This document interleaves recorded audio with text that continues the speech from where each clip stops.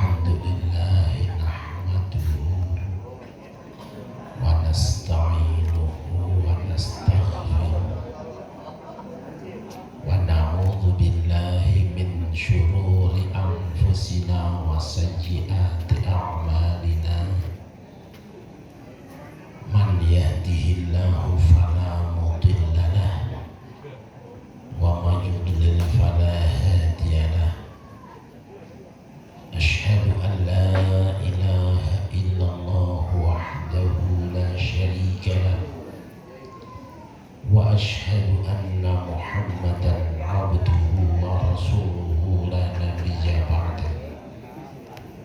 Allahumma shalli wa sallim ala sayyidina wa maulana Muhammadin Allahumma shalli wa sallim wa barik alaihi wa ala alihi wa ashabihi wa man tabi'a hudah. Amma ba'du. Hadratul mukarramin, para alim ulama, para guru, para kiai, para ajengan dan tokoh masyarakat, aparatur pemerintahan yang berkenan hadir, baik TNI, kepolisian maupun sipil, wabil khusus pengasuh pondok pesantren Halqatul Istighasah, guru kita semua, Kiai Haji Atin Hayatin Kauni, beserta Ibu Nyai, segenap dewan guru serta para santri, hadirin hamba-hamba Allah yang dimuliakan. Alhamdulillah, dengan izin Allah pada malam hari ini kita semua dipertemukan di tempat yang berkah ini dalam rangka acara borongan Maulid Nabi Isra Mi'raj Haul atau hari ulang tahun Pondok Pesantren Halqatul Istighasah yang ke-16 plus cukuran orok. Mudah-mudahan pertemuan kita semua dicatat dan diterima sebagai ibadah di hadapan Allah Subhanahu wa Ta'ala. Allahumma amin. Allahumma amin. Salawat dan salam tidak lupa kita sanjungkan keharibaan baginda junjungan kita semua, Nabi besar Muhammad sallallahu alaihi wasallam beserta segenap keluarga dan sahabatnya, juga kita semua sebagai umatnya yang selalu berusaha dan berupaya untuk berjalan sejalan dengan sunnah-sunnahnya. Harapan moga-moga ya Allah kita semua hari kiamat nanti mendapatkan syafaatnya. Allahumma amin. Allahumma amin. Ma'asyiral muslimin rahimakumullah. Ini jam 1. Masih kuat? Masih kuat? Enaknya duduk apa berdiri? Maunya ibu yang duduk apa yang berdiri?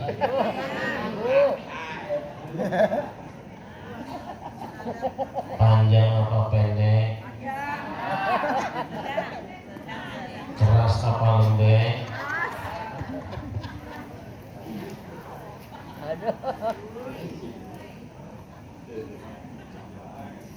Sallu ala Nabi Muhammad. Sallu ala Muhammad. Sekali waktu Al-Hawariyun, murid-murid Kanjeng Nabi Isa, sowan kepada Nabi mereka karena membawa kebutuhan aspirasi rakyat.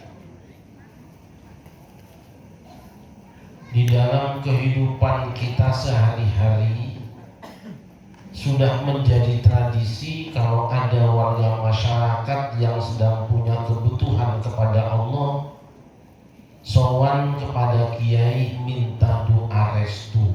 Itu namanya tawassul yang disepakati kesunahannya oleh para ulama. Umpamanya ada calon santri yang akan mondok di Jawa Timur. Si anak ini dibawa sowan kepada kiai pengurus PCNU Bekasi, Pak Yai, sowan kawula sepindah silaturahim dumateng panjenengan. Kaping kalihipun jalan anak kula menika badhe mondok wonten Jawa Timur, wonten sanes nyuwun tambahi pangestu mugi kerasan lan lancar anggenipun sinau. Paham enggak? Ngerti apa ora? Anak yang mau pesantren dibawa menghadap kiai, kemudian bapak dan ibunya cumarios hapunten mama ajengan kado kapan pribados sareng bodo sareng anak sakali perkawis mah pribados teh silaturahim atuh anu kaduana jeranpun anak teh bade masantren saurna di Jawa Timur teu aya sanes nyuwun kibar pamuhan ti salila moga-moga pun anak teh sing betah sareng lancar dina anu geuning nuntut ilmu di Jawa Timur.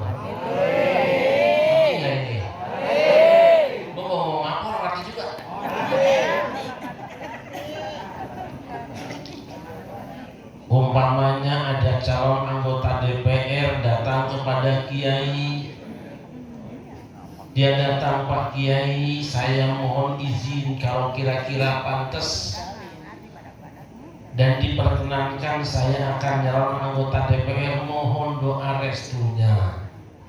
Lalu sang kiai memanjatkan doa untuk calon santri, untuk calon anggota DPR. Itu namanya tawassul dengan doa orang soleh.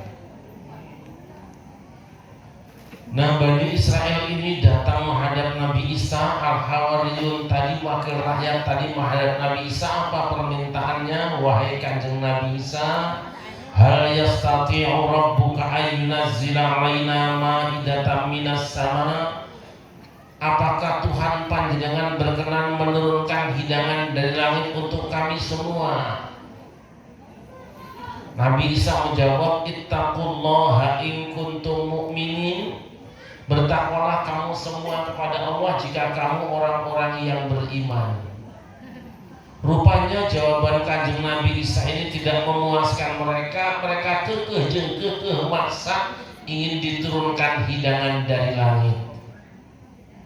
Nabi Isa sebagai wakil rakyat dan pemimpin rakyat serta tokoh masyarakat tidak lain kecuali menyalurkan apa yang menjadi aspirasi rakyatnya. Kenapa? Sebagai wakil rakyat maka ada istilah wakil rakyat seharusnya berakyat. Allahumma sholli wa sallim wa barik alaihi. Akhirnya kanjeng Nabi Isa berdoa kepada Allah sambil janji. Kenapa janji? Karena butuh.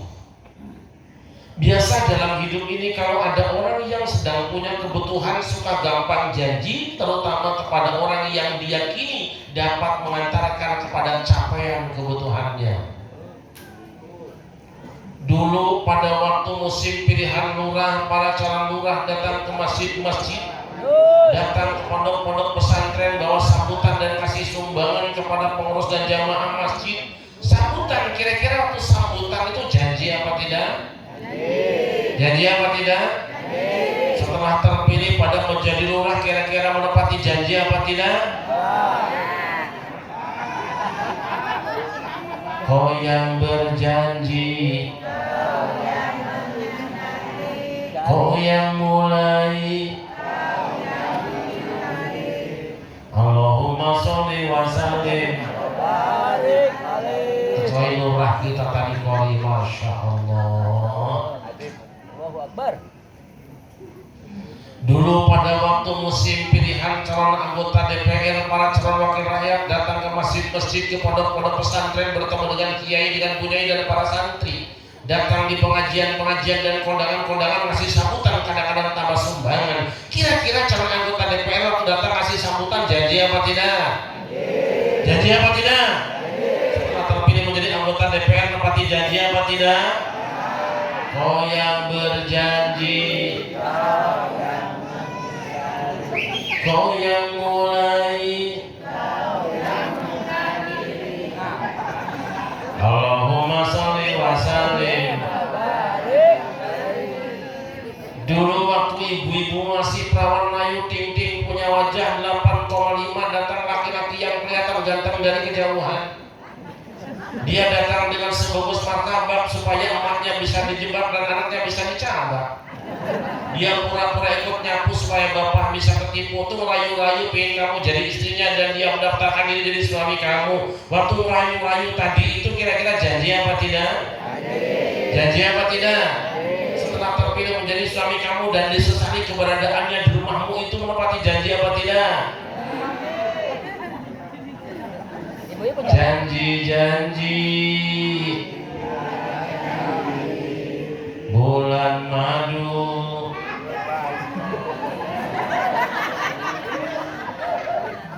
janjinya sayang nanti setelah menikah dengan akang kamu akan kubuatkan rumah yang paling megah yang terbarukan. Tapi boro-boro kawin mas sudah lama, rumah gak jadi-jadi, anaknya doang dibikinkan rumah. Janjinya sayang setelah kawin kamu akan kubelikan mobil yang paling mahal, yang paling baru, yang paling mewah, yang paling keren. Kawin mah kawin, rumah tangga sudah lama, anak udah rombongan, boro-boro beli mobil mewah, bocahnya doang dibelikan mobil.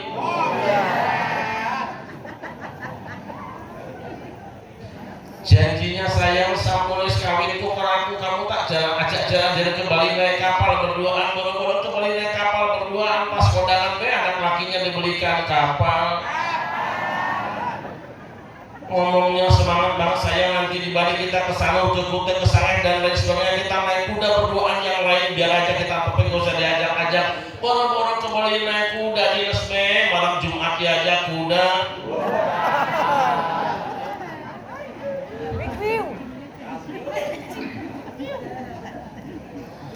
Apa janji Kanjeng Nabi Isa? Allahumma rabbana anzil alaina ma'idatan minas samai takunu lana 'idan, takunu lana 'idan li awwalina wa akhirina wa ayatan minka warzuqna wa anta khairur raziqin.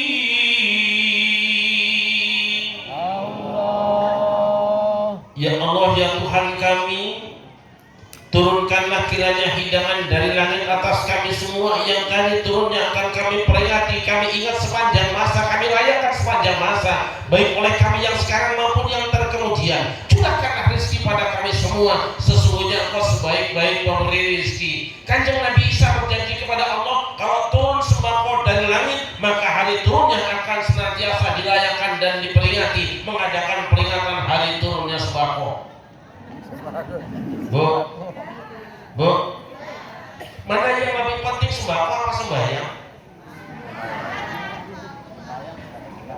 Mana yang lebih penting, sembako apa sembahyang?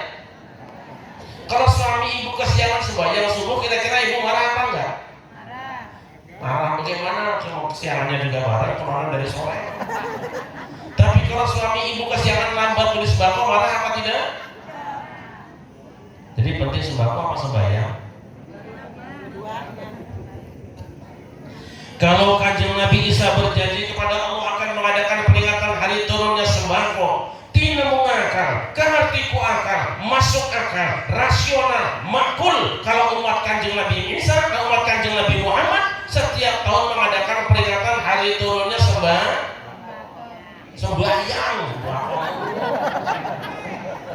Peringatan Isra Mi'raj ini adalah peringatan hari turunnya sembahyang. Tapi kenapa ada orang yang tidak mau mengadakan peringatan, anti musuh peringatan, membid'ahkan orang peringatan? Tidak usah dilayani, sudah saudara-saudara. Kenapa? Yang namanya peringatan itu asal katanya ingat ditambah awalan per dan akhirat jadi peringatan. Oh jauh.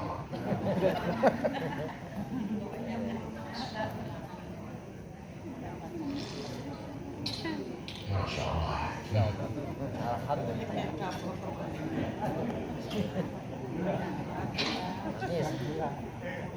Di satu lapangan ada dua kesebelasan yang sedang bertanding, kedengaran sorak-sorai penontonnya. Orang bertanya, di dalam ada apa? Di dalam sedang ada pertandingan. Di Bekasi ada suami istri yang sedang cekcok, kedengaran piring terbang, sendok melayang, pintu ditendang, bininya menangis mengerang-erang. Kita aja sama orang. Di dalam ada apa? Kata anaknya, di dalam sedang terjadi pertempuran. Kenapa ada pertandingan? Karena ada yang bertanding dan ada yang dipertandingkan. Kenapa ada peringatan? Karena ada yang diingat-ingat dan masih ada orang yang punya ingatan. Jadi kalau malam ini pesantren ini mengadakan peringatan, berarti bupatinya, camatnya, lurahnya, RT RW-nya, para kiainya, pengurus NU-nya, remaja putra dan putrinya, semua yang datang masih punya ingatan. Oleh karena itu kalau ada yang anti peringatan, membid'ahkan peringatan, menyesatkan peringatan, mengharamkan peringatan, kita tidak usah tersinggung, harap maklum, mungkin orang itu sudah hilang. Jelas sama jelas? Jelas sama jelas? Tapi kalau ada ibu-ibu yang pengajian belum selesai sudah pulang duluan, berarti masih ada yang kurang, artinya ibu itu kurang.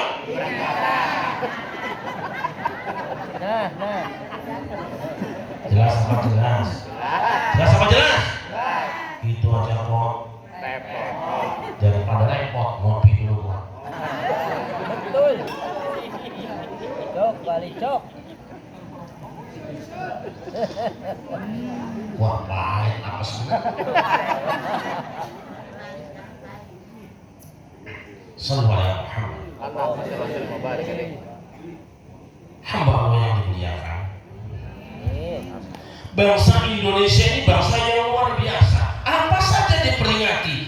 Maulid Nabi diperingati, peringatan Isra Mi'raj peringatan, Nuzulul Quran, 1 Muharram, bahkan hari-hari kebangsaan warga Nahdlatul Ulama, umat Islam Ahlus Sunnah wal Jamaah paling rajin mengadakan peringatan. 17 Agustus peringatan, 28 Oktober,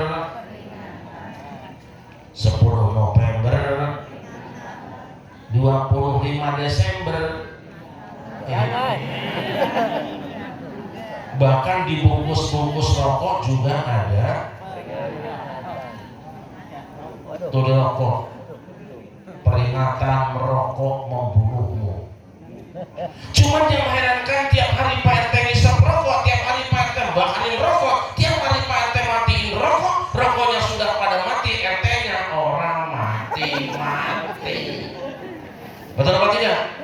Makanya Nahdlatul Ulama, gudangnya ulama sampai hari ini tidak mengharamkan rokok. Majelis Ulama Indonesia tempat kumpulnya macam-macam merek rokok, merek ulama tidak mengharamkan rokok. Yang mengharamkan rokok saudara-saudara kita Muhammadiyah, Wahabiyah, Salafiyah, HTI. Lain masalah itu soal perbedaan pendapat. Kenapa?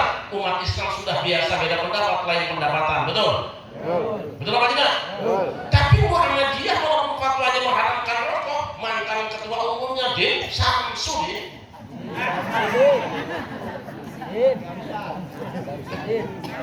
Satu, dua. Nabi Muhammad ini manusia yang paling banyak disebut namanya jauh sebelum kita dilahirkan. Jauh sebelum beliau diciptakan, nama beliau sudah masyhur.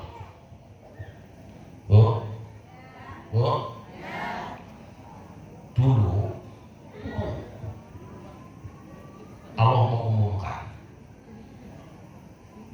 di hadapan malaikat bahwa Dia akan menciptakan produk baru terbuat dari tanah. Lalu Dia perintahkan kepada malaikat dan seluruh makhluk yang ada untuk sujud menghormati Adam. Maka seluruh malaikat sujud kecuali satu makhluk. Siapa? Siapa? Hanya satu di antara mereka yang tidak mau sujud, iblis. Ditanya sama Allah, "Hai iblis, apa yang menghalangi kamu untuk sujud pada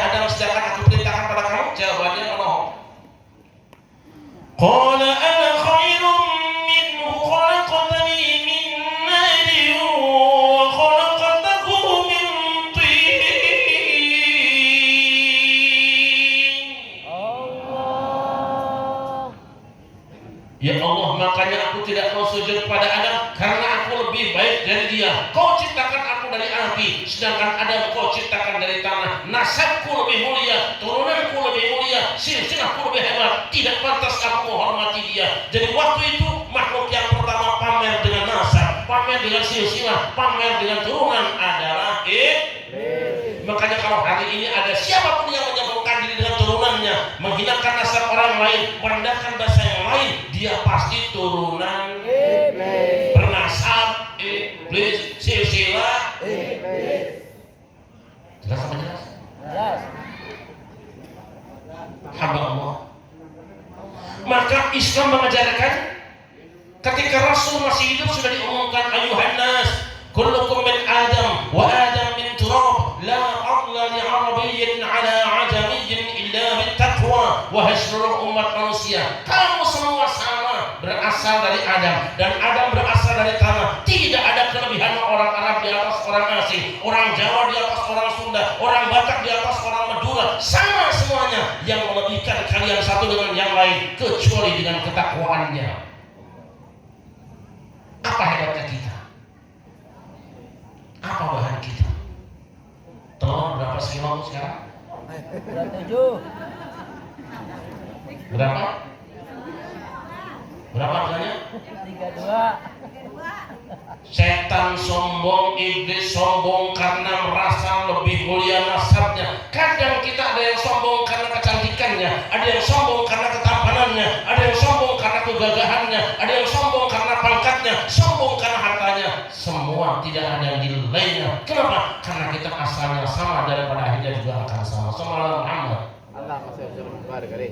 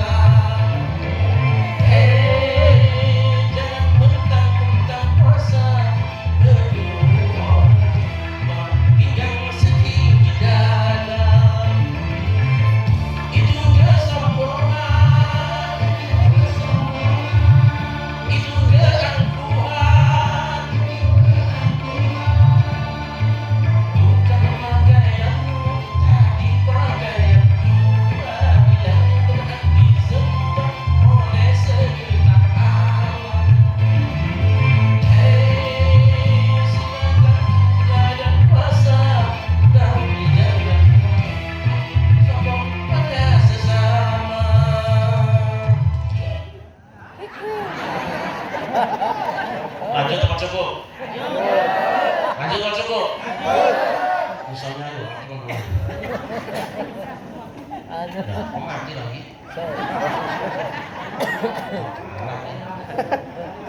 Kenapa?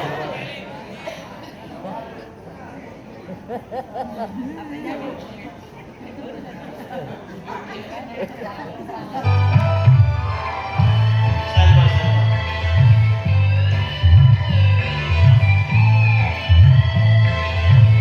Sallallahu Muhammad.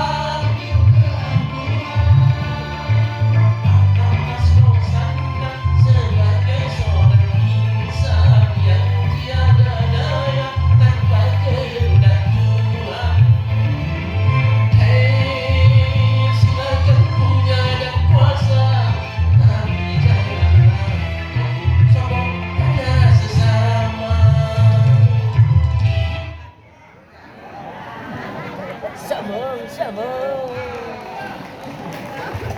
Itu kesombongan, itu keangkuhan, bukan pakaianmu Tapi pakaian Tuhan. yang berhak disembah. Allahumma sholli wa sallim. Akhirnya Allah keluarkan SK, fakhruj minha fa innaka rajim. Keluarlah kamu dari surga ini karena sesungguhnya orang kamu adalah makhluk yang terkutuk, yang tercela sebab menyombongkan diri, merasa pamer dengan turunan dan silsilahnya. Hamba Allah yang dimuliakan, ya agak sedikit jangan terlalu kenceng masih saya biar sakit gak di telinga. Agak sakit ya. Indonesia adalah negeri ibarat surga. Ada orang yang mengatakan bahwa ketika menciptakan Indonesia Tuhan sedang tersenyum saking indahnya. Maka seorang wartawan Timur Tengah namanya Muhammad Ali Totowi tahun 60 datang ke Indonesia. Dia nulis sebuah buku judulnya Fi Indonesia.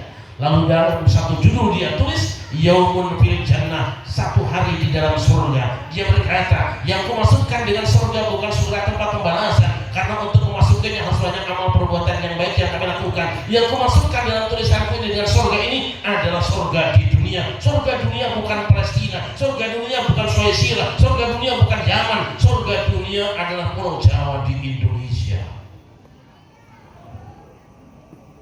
Alhamdulillah. Karena Indonesia ini adalah surga, maka bangsa manapun akan ingin datang ke sini. Belanda datang ke Indonesia, Jepang datang ke Indonesia, Portugis datang ke Indonesia, Inggris datang ke Indonesia, Amerika datang ke Indonesia, Cina datang ke Indonesia, Arab datang ke Indonesia. Silakan siapapun masuk di Indonesia. Silakan masuk orang Cina asal jangan menghina. Silakan masuk orang Arab asal beradab. Silakan masuk Jepang asal sopan. Silakan orang Eropa jangan sampah serapah. Tapi kalau masuk di Indonesia, menistakan bangsa Indonesia, merendahkan pribumi Indonesia, keluarlah kalian dari Indonesia. Lihatlah Amerika, lihatlah Belanda, lihatlah Jepang, kurang apa hebatnya mereka. Tapi karena menghinakan di Indonesia, alhamdulillah kita usir pulang semua. Alhamdulillah. Keluar ya. Tinggallah Adam dan Hawa. Pengantin baru punya kebun yang luas, rumah yang megah, sandalan yang mewah-mewah, rezeki mambrah-mambrah, barang murah sarwati numbas, bumi subur sarwati nandur, gemah ripah loh jinawi, ayam tentrem kertora harjo, lubak libuk loba leboken, beruk di juru beruk di pantau malayah di tengah. Nah itu dia. Allah pesan dua. Pelantikan Allah pesan cuma dua. Yang pertama, wa qulna ya Adam uskun anta wa zawjukal jannata wa kula minha ragadan haythu shi'tuma wa la taqraba hadhihi shajarata fatakuna minadh dhalimin.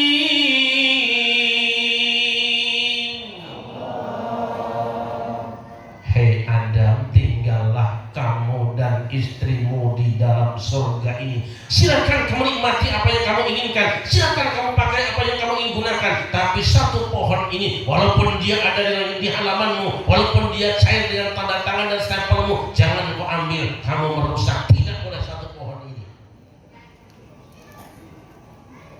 Tahu-tahu. Maaf. Yang kedua pesannya apa? Inna hadza aduwwun laka wa li zawjika fala yukhrijannakuma minal jannati fatashqa.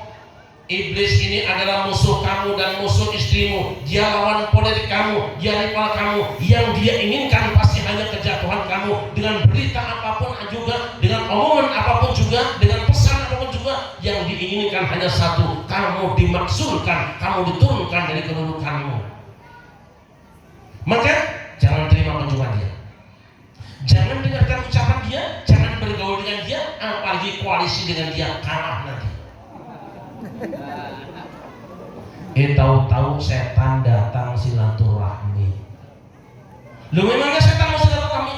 Setan adalah makhluk yang paling rajin silaturahmi, terutama pilkada dan musim pilpres. Aduh, Datang. Ada yang bertanya, Kiai, kenapa setan kok bisa masuk ke dalam surga? Bukankah surga ada bansernya? Ada. Bukankah surga ada polisinya? Iya. Bukankah surga ada tentaranya? Iya. Kenapa bisa masuk? Satu keterangan menyebutkan bahwa saat itu setan menumpang seekor ular yang masuk ke dalam surganya ada. Kenapa? Karena ular memang biasa masuk termasuk tim koalisi. Katanya ada partai politik yang mengusung dia ke sana. Makanya hati-hati partai politik kayak Ular. Masuk diskusi.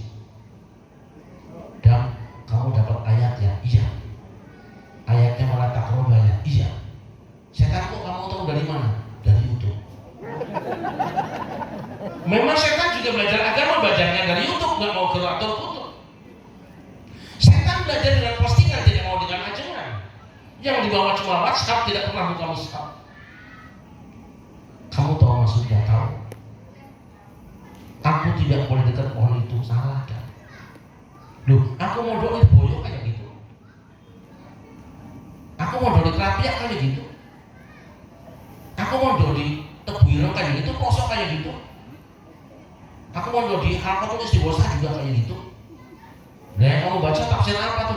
Tafsir jalan lain. Lah sampai tafsirnya beda apa? Tafsir jalan lain. Maksudnya, manahakum rabbukum an hadhihi syajarati illa takuna malakaina wa takuna khalidin. Justru Tuhan dengan larangannya itu tidak semata-mata larang kamu. Kalau kamu dekati pohonnya, kalau kamu ambil pohonnya, kamu makan buahnya, kamu akan jadi malaikat dan kekal di dalam surga. Tidak akan pernah di-impeachment atau kena pemakzulan. Lah, gak andel. Dulu juga waktu kamu belum kepilih janjinya mau perbaikin jalan. Bila sudah kepilih jalannya sempit dan jeblok juga. Akhirnya setan sumpah. Wa qasamahuma inni lakuma laminan nasihin.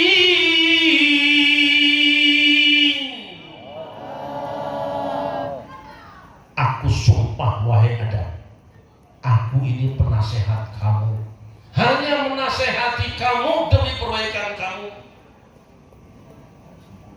Karena dengar sumpah Adam tidak membayangkan berdusta. Kenapa? Karena Adam tidak pernah nonton TV One.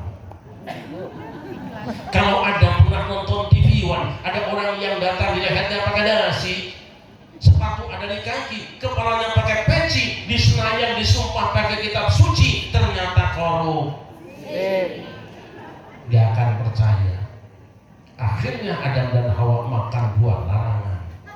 Gara-gara makan buah larangan, satu pohon yang dilanggar, longsor Adam. Apalagi kalau ribuan pohon yang ditebangin di Aceh, longsor Acehnya. Siapa yang bertanggung jawab? Adam hanya tergoda dengan bisnis yang ditawarkan setan. Maka ketika terjadi longsor di Aceh, longsor Sumatera Barat, longsor Medan, bukan orang Acehnya, bukan orang Sumatera Baratnya, bukan orang Medannya, yang di Jakarta yang menjadi provokator, yang beresin jalan bagian pohon. Betul apa tidak? Betul apa tidak? Sallallahu Nabi Muhammad. Akhirnya Adam dan Hawa jatuh ke bumi. Kira-kira yang makan duluan Adam apa bininya? Bu, yang makan Adam apa bininya? Yang disalahkan tetap Adam, yang ditegur tetap Adam. Kenapa? Karena yang namanya istri itu swarga nunut neraka. Gimana lakinya juga. Tapi ada yang mengatakan dengan isyarat bahwa yang makan duluan bininya. Mana buktinya? Bininya sudah sampai dadanya 2 biji, sedangkan Adam baru sampai lehernya. Itu juga kecil. Ibu-ibu ada yang protes, enggak, yang benar makan duluan Adam. Mana buktinya? Mau di bawah udah 2 biji. Pinter aja loh. Yang di dimakan buah apa biji? Yang dimakan buahnya apa bijinya? Yang di atas buah apa biji? Yang di bawah buah apa biji? Nah, biji mah bakal ditanam, makanya ada akarnya. Jadi yang makan buah ada apa bijinya?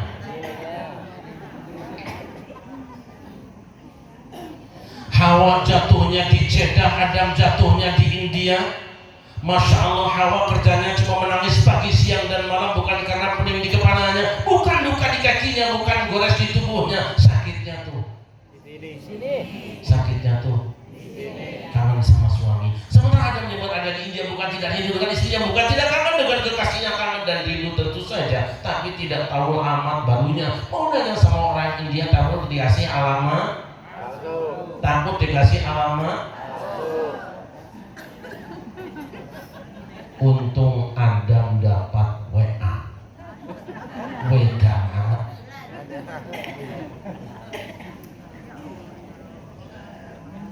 Aduh, untung Adam dapat wahyu Allah. Fatalaqa Adamu min Rabbihi kalimatin fataba alayhi innahu huwat tawwabur rahim. Lalu Adam menerima beberapa kalimat dari Tuhannya, ia pun bertobat dan diterima tobatnya. Sungguh Allah Maha penerima tobat lagi Maha penyayang. Apa yang disyarat mutasil dari Allah, apa yang diijazahkan langsung dari Allah? Istighfar. Rabbana ya Rabbana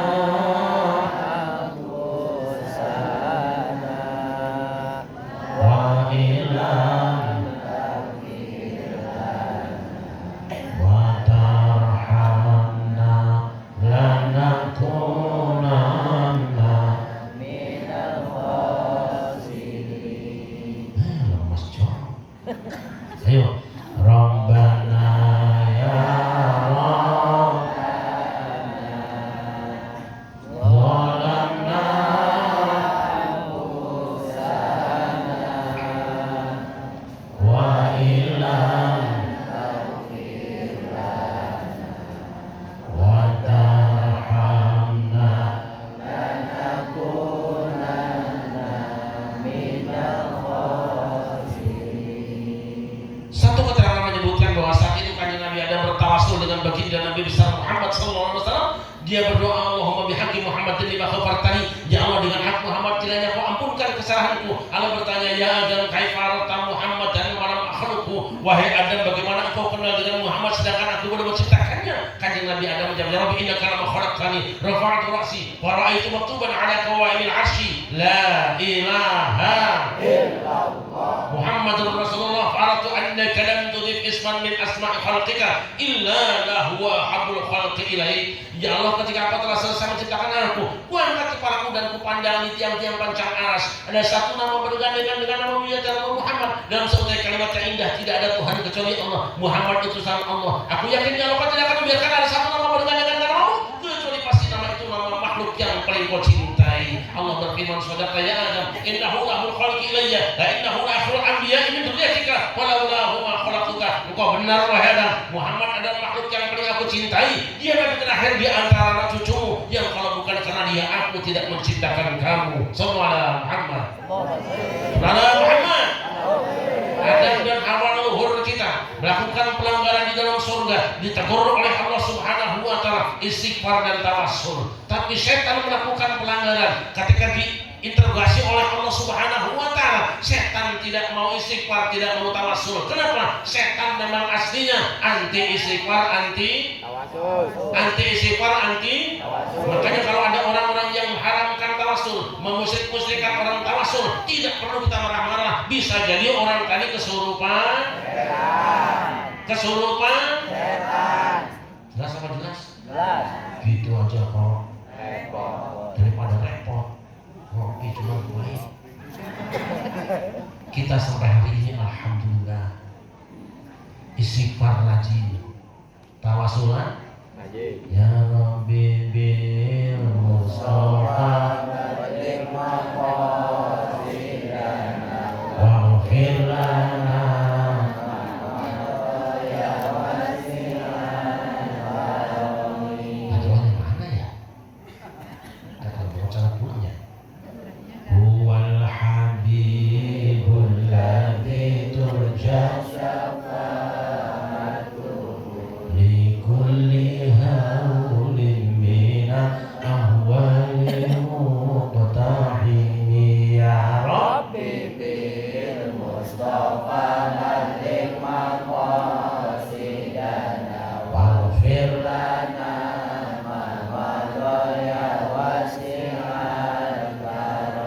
Itulah untuk pertama kali nama Muhammad disebut.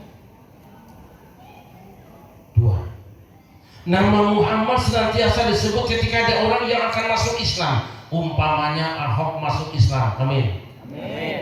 Umpamanya Haritanu masuk Islam, amin. Kira-kira kalau Ahok masuk Islam bagus ya? Bagus. Ini kelurahannya apa ya kalau lagi? Desanya apa nih? Raharja. Karang Raharja. Kalau Ahok masuk Islam, Pak Lurah bisa mengajukan minta sunatan masal sampai 3.000 anak dan jatah satu anak disunat 3 kali. Habis.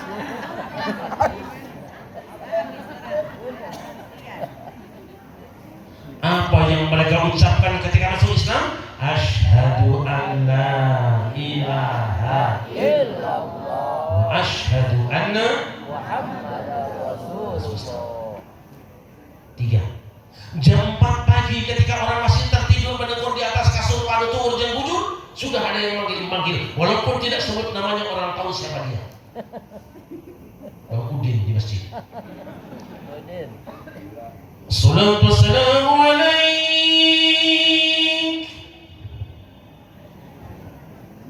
ya imam al-mujahidin ya Rasulullah.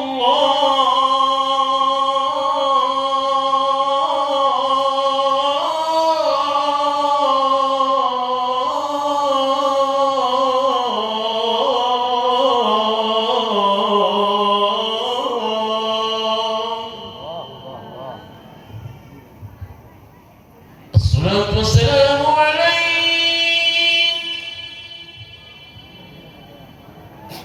ya man asabikal muhaimin laylan nilta ma nilta wal anam niyam wa taqaddamta lis-salati fasalla kullu man fis samaa wa anta al-imam. Bangun. Sallallahu alaihi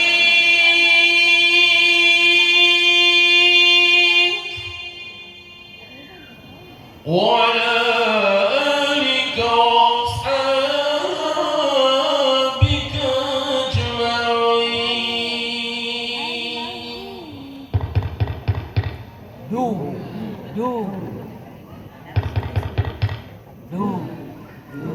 Suara apa? Mulut.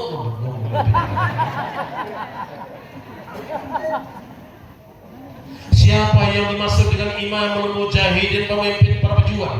Siapa yang dimaksud dengan khairul khalqillah, sebaik-baik ciptaan Allah? Siapa yang dimaksud dengan kalimat akhlak? Dia adalah baginda dari Nabi besar Muhammad. Selesai tarhim, kumandangkan adzan. Lagi jangan ikut. Allahu Akbar, Allahu Akbar. Allahu Akbar, Allahu Akbar. Persis kayak sholat gitu mantap. Sekali adzan disebut nama Muhammad sebanyak berapa kali? 2 kali di dalam syahadat. 5 kali 2 sudah 10. Itu belum ada orang yang lahir. Orang yang lahir diadzankan supaya apa? Menyingkir kuntilanak yang akan mengganggunya. Itu belum ada orang yang kesurupan. Orang kesurupan diadzankan telinganya supaya keluar jin yang nyurup ke dalam tubuhnya. Itu belum ada angin puting beliung. Angin puting beliung adzankan supaya ngerem anginnya. Itu belum ada orang yang pindahan rumah diadzankan kamar-kamarnya supaya keluar semua jin yang ada di dalamnya. Itu belum ada orang yang mati. Orang mati diadzankan di kuburnya supaya sadar orang yang mengantarnya. Hebat. Selesai adzan kemudian ibu membaca doa. Allahumma robba hadhihi da'wati wa salatil ati sayyidana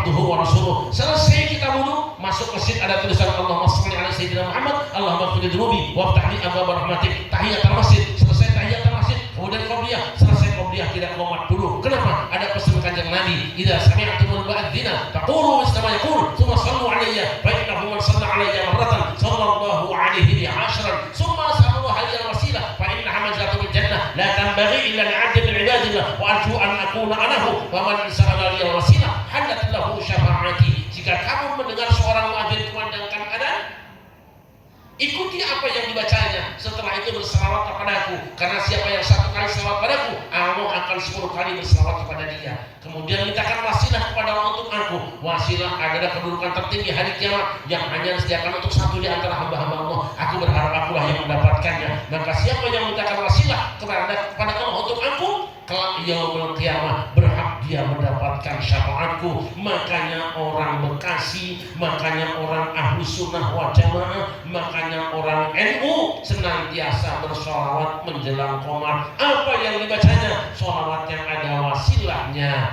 Allahumma sholli ala Muhammad ya Rabbi sholli alaihi wasallim. Allahumma sholli Ala Muhammad ya Rabbi ya Rabbi balik.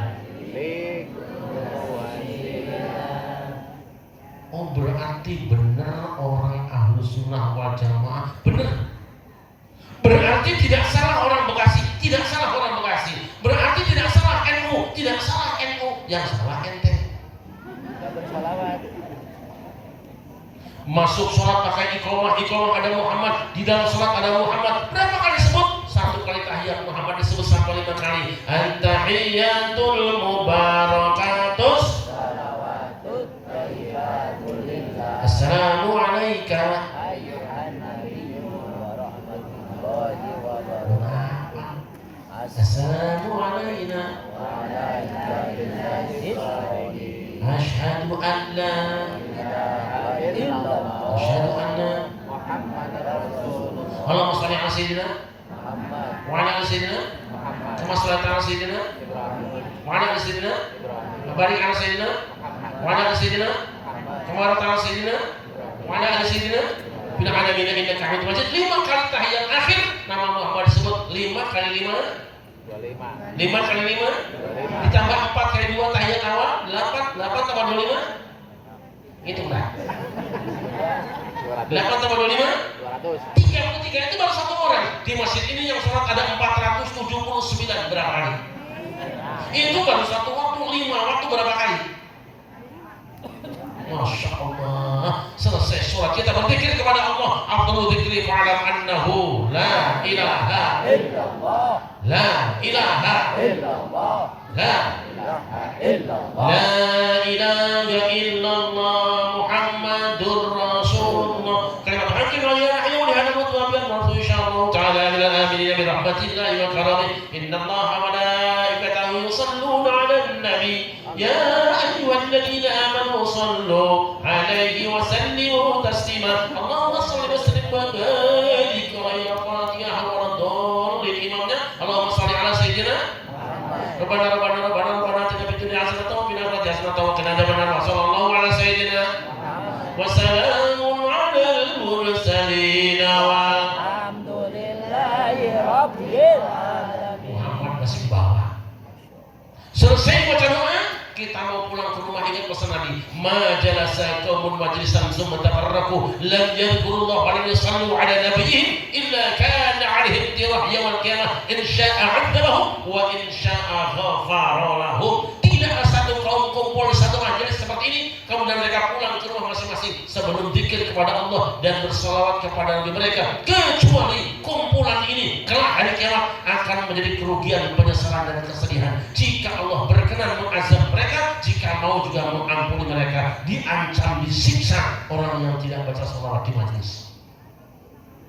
Makanya umat Islam Indonesia selesai sholat berjamaah, salaman dengan kiainya, salaman dengan PRT-nya, salaman dengan sesama jamaahnya. Apa yang dibaca? Sallallahu ala Muhammad, sallallahu alaihi wasallam, sallallahu ala Muhammad, sallallahu alaihi wasallam. Berarti benar orang Bekasi, benar orang Bekasi. Berarti benar orang Ahlus Sunnah wal Jamaah, benar Ahlus Sunnah wal Jamaah. Berarti tidak salah NU, tidak salah NU, yang salah yang salah ulane ngaji dhisik aja. Sikit-sikit bid'ah ya. Pulang ke rumah kedengaran oroknya nangis, keok. Oroknya nangis, kata bapaknya, tolong jangan lupa lu beli 2 ekor kambing anak lu, kan laki nanti malam kita undang Pak Camat, Pak Lurah, Pak Imam, Pak Ustadz dan jamaah masjid semuanya. Cukur tuh rambut anakku, siapkan gunting yang tajam, kembang tujuh lupa, baskom yang baru, air mani kembang yang wangi, siapkan minyak wanginya dan perubahannya. Jangan lupa pas digendong tuh bocahnya dicukur rambut kepalanya. Apa yang baca? Ya Nabi salam alaika, ya Rasul salam alaika, ya Habib salam alaika, salawatullah alaika, asyraqal badru alaina, fahtafat minhul budur, misla husnik mara'aina, qattu ya wajha sururi. Allah ya Nabi salam alaika, ya Rasul salam alaika, ya Habib salam alaika, salawatullah alaika. Salam Nabi Muhammad. Alhamdulillah sampai hari ini orang Bekasi masih rajin baca rawi, betul? Punya orang baca rawi, sunatan baca, kawinan baca, maulid baca, Isra Miraj baca, pindah rumahnya baca. Karena kita jago, kita kan jago rawi. Buat simi. Hamba ini, saya ingin ngajak sholat bareng, mau ya? Bisa nggak? Bisa atau tidak? Sholatnya gini. Rihabal hudaya manarul tiya. Ya, lanjutkan.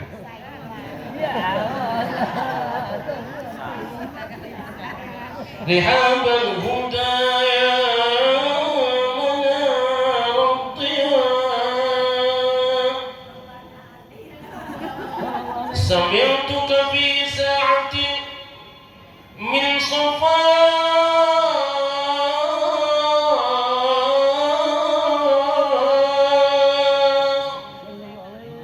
taqulu anna al-bayt dhillul ilah wa ruknul khalil abil anbiya. Lanjutin. Kalau yang itu orang ya. Suara Muhammad. Bisa. Dan itu.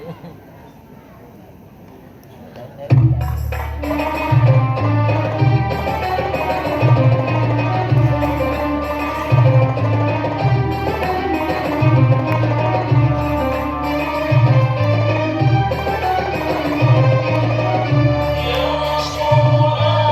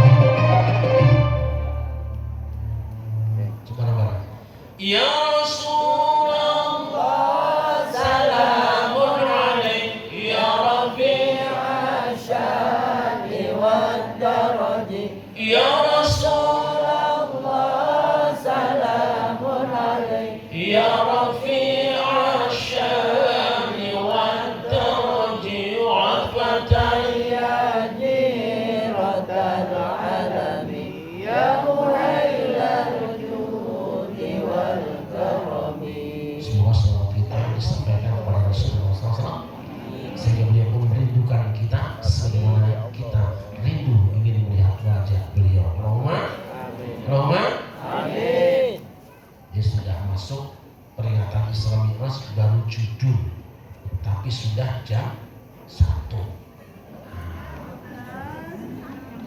Kita cukupkan dulu, gak usah panjang-panjang ya Bu. Udah pernah makan belum sih? Besar mau buat. Dah terakhir aja ya. Terakhir. Kenapa Rasulullah Isra dan Mi'rajnya itu dari Masjidil Haram ke Masjidil Haram ke Masjidil bukan Bekasi kampung rambutan. Lihat dalam Quran.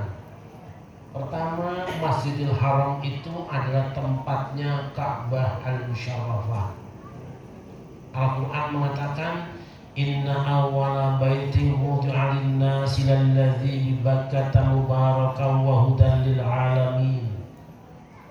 Sesungguhnya rumah pertama yang didirikan untuk manusia beribadah kepada Allah dan diberkahi adalah yang di Bakkah.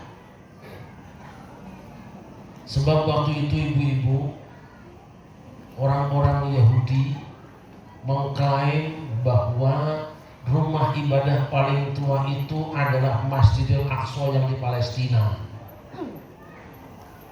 Dibantah oleh Quran. Fihi ayatun bayyinat. Rumah yang paling tua adalah yang di Bakkah. Ada buktinya 3. Apa buktinya? 1, maqam Ibrahim, adanya tempat berdirinya Kanjeng Nabi Ibrahim. Orang-orang Yahudi tukang memalsukan sejarah, tukang memutarbalikkan fakta, pura-pura tidak tahu. Kenapa tidak tahu? Semua sepakat bahwa Baitul Maqdis dibangun pada zaman Nabi Daud dan Sulaiman, sedangkan Ka'bah dibangun pada zaman Nabi Ibrahim. Ibrahim adalah leluhurnya Daud dan Sulaiman. Jaraknya sangat jauh. Berarti rumah yang paling tua adalah rumah yang berada di Mekah, bukan Baitul Maqdis. Dikoreksi sejarah orang Yahudi. Padahal sudah sekian ratus tahun lamanya mereka beranggapan bahwa rumah tertua adalah situs paling tua yang berada di Baitul Maqdis. Yang kedua, waman dakhalahu kana amina. Siapa masuk ke Baitullah dia aman. Dan yang ketiga, kewajiban naik haji adanya adalah ke Baitullah, bukan ke Baitul Maqdis. Kenapa Kanjeng Nabi Muhammad kok berangkatnya dari Masjidil Haram? Karena ayatnya mengatakan bibakkata mubarakan, tempat itu diberkati. Artinya mau pergi kemanapun orang ngalap berkah terlebih dahulu. Kanjeng Nabi Muhammad akan meninggalkan bumi ini untuk terbang ke langit, ngalap berkah dulu dengan Masjidil Haram. Kenapa turunnya di Masjidil Aqsa? Ayatnya jelas, ilal Masjidil Aqsa alladzi barakna haulahu. Karena Masjidil Aqsa kami berkahi sekelilingnya. Kanjeng Nabi Muhammad juga sama, mampir di 2 tempat yang kita kenal. 1 di tempat yang namanya Bukit Tursina. Kenapa Kanjeng Nabi Muhammad berhenti di Bukit Tursina dan diperintah sholat 2 rakaat? Ayatnya kan jelas. Falamma ataha nudiya min syati'il wadil aymani fil buq'atil mubarakati min asy-syajarati ayya Musa inni ana Allahu rabbul alamin. Karena Bukit Tursina itu tempat turunnya kitab suci Taurat kepada Kanjeng Nabi Musa. Tempat itu walaupun cuma bukit biasa dinyatakan sebagai bukit yang diberkahi. Timbul pertanyaan sekarang, kalau orang-orang dahulu Kanjeng Nabi Muhammad termasuk di dalamnya ngalap barokah dengan Bukit Tursina karena di tempat itu tempat turunnya kitab Taurat. Saya tanya ibu-ibu, mana yang lebih berkah? Tempat turun Taurat apa turun Al-Quran? Taurat apa Quran? Al-Quran turun di mana? Turun di gua? Turun di gua? Kalau begitu Tursina dengan Gua Hiro lebih mulia mana?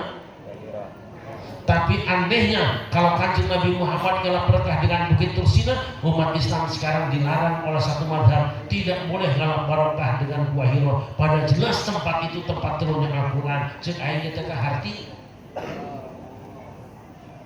Kanjeng Nabi Muhammad juga transit di Bethlehem, kemudian salat 2 rakaat atas perintah malaikat Jibril. Apa itu Bethlehem? Bethlehem ada tempat lahirnya Kanjeng Nabi Isa. Kenapa Kanjeng Nabi salat? Dia ayatnya, qala inni abdullahi atana al-kitab wa ja'alani nabiyya wa ja'alani mubarakan aina kuntu wa shalli salata zakati wa kuntu hayya. Nabi Isa berkata, aku ini hamba Allah, aku diberi Alkitab dan Allah jadikan aku sebagai seorang nabi dan aku adalah orang yang diberkati dimanapun aku berada. Berarti tempat lahir Kanjeng Nabi Isa adalah tempat yang mengandung barokah. Kanjeng Nabi Muhammad sholat di tempat itu dan ngalah berkah dengan tempat lahirnya Kanjeng Nabi Isa. Kalau tempat lahir Kanjeng Nabi Isa saja boleh dialap barokahnya, kenapa tempat lahir Kanjeng Nabi Muhammad dibantai, diratakan dengan tanah, jadi perpustakaan? Katanya musyrik umat Islam mengalap barokah dengan dia. Teu hati cek aing mah. Berarti Ahlus Sunnah wal Jamaah sudah benar. Berarti NU sudah benar. Yang salah? Yang salah? Ini ajaran kita. Hamba Allah yang dimuliakan. Di bumi juga ada tempat-tempat yang diberkahi, seperti tempatnya orang soleh, orang suci, para wali dan para ulama. Lihat contohnya Nabi Zakaria. Ketika Nabi Zakaria pengen punya anak, di mana dia berdoa pada Allah? Di tempatnya Maryam. Kenapa? Tiap hari Maryam kedatangan malaikat yang ngirim sembako, entah seode, entah bagaimana. Kaget Zakaria, kenapa ada makanan tempatnya Maryam? Maryam itu wanita suci, didatangi malaikat tiap hari. Hunalika da'a Zakaria rabbahu qala rabbi habli min ladunka dzurriyyatan thayyibatan innaka sami'ud du'a. Di situ Zakaria berdoa pada Tuhannya, ya Allah berikan padaku keturunan yang baik, sesungguhnya Engkau Maha mendengar doa. Tempat orang soleh dialap barokahnya. Karena apa? Karena yang alap barokahnya biasanya gampang diijabah doanya. Terus di mana lagi? Tempat orang yang telah meninggal dunia, tapi ulama, para nabi dan orang-orang soleh. Berdasarkan hadis Nabi, humul jalasaun ladzi la yashqa bihim jalisuhum. Mereka orang-orang baik, siapapun duduk samping mereka tidak akan merugi. Para muhaddisin mengatakan bahwa ini dalil yang menunjukkan bahwa kuburan para nabi, kuburan para wali, dan kuburan orang soleh adalah tempat yang mustajab untuk berdoa. Lihat dalam kitabnya Tuhfatul Dzakir karya Asy-Syaukani. Oh, kalau begitu benar,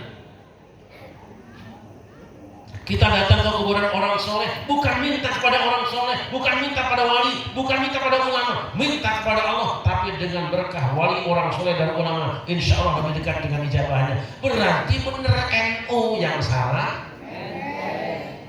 Hamba yang memuliakan. Dengan apa lagi? Ngalap barokah dengan benda-benda. Ada benda-benda yang Allah beri barokah. Contohnya apa? Tabut, kotak wasiat. Ketika Bani Israel akan berperang, wa qala lahum nabiyyuhum inna ayata mulkihi ayyatiyakum tabutu fihi sakinatum min rabbikum wa baqiyatun mimma taraka Musa wa Harun tahmiluhu malaikah inna fi dzalika la ayatan lakum in kuntum mu'minin. Ketika Bani Israel akan berperang, nanti tandanya kalau tabut itu datang, maka menang kalian perang. Tabut itu datang dibawa oleh malaikat, lalu mereka perang dengan carut memperoleh kemenangan. Apa itu tabut? Itu kotak wasiat peninggalan zaman Kanjeng Nabi Musa.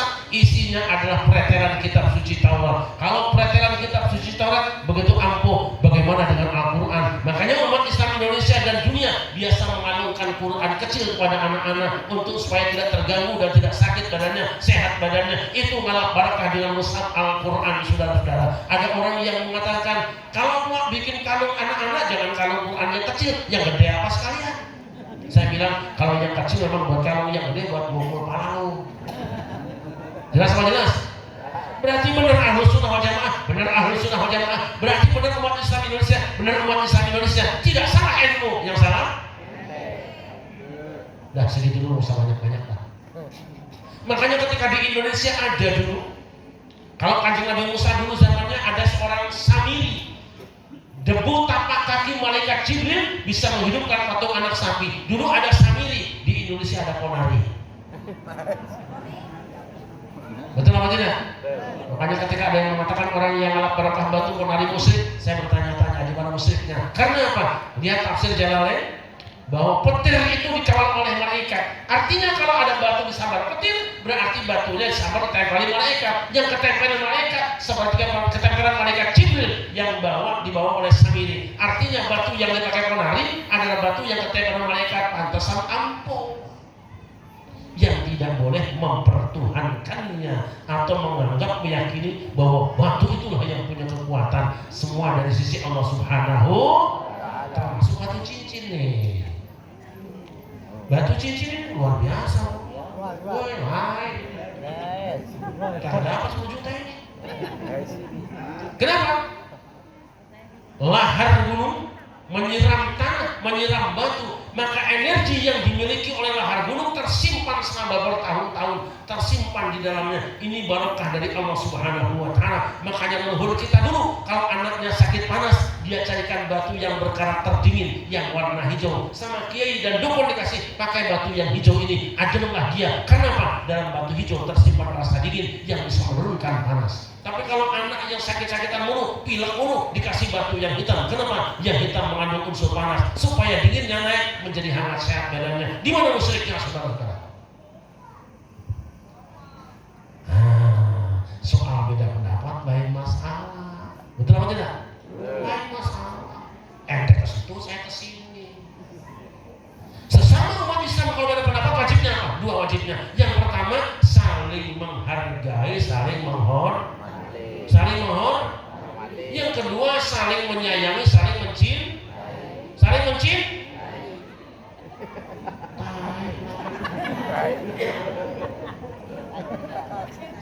Yuk, Allah ciptakan kita berakal. Kita punya Bhinneka Tunggal Ika. Saya mohon semuanya hadir berdiri dulu untuk Indonesia yang kita cintai. Silakan berdiri semua. Kecuali yang tidur. Luruskan barisnya, luruskan sopnya. Kita sama-sama untuk Indonesia yang kita cintai.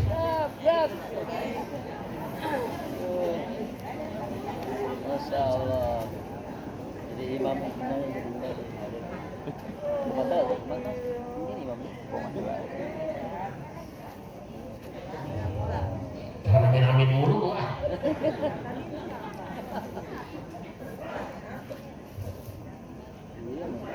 Keluarkan suaramu, katakan pada dunia bahwa Indonesia masih ada. Luruskan badannya, jangan pakai ada yang tangan dilipat-lipat, apalagi megang-megang yang enggak. dingin. Indonesia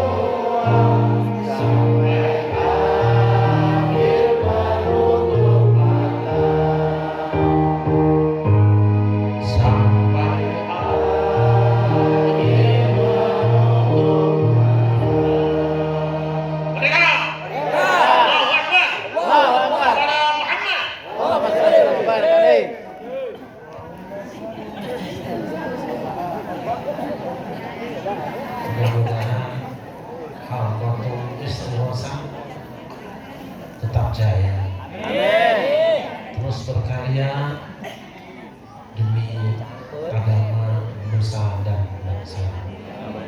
Bapak Ibu sekalian, barangkali ada yang belum punya kitab pengajar. Ini adalah kitab doa terbaik seluruh dunia. Tidak ada doa lebih baik dari ini, insyaallah. Bagi yang memerlukannya silakan nanti berhubungan dengan anak saya. Saya tidak menjual, Ibu ya. Ibu ambil aja di situ, bayarnya di situ juga. Insya Allah bisa untuk ruqyah, bisa untuk apa saja. Nanti setelah ini silakan bersama anak-anak saya di sini. Terima kasih dan mohon maaf, mudah-mudahan apa yang saya sampaikan berguna. Sampai bertemu di lain kesempatan. Assalamualaikum warahmatullahi wabarakatuh. Waalaikumsalam.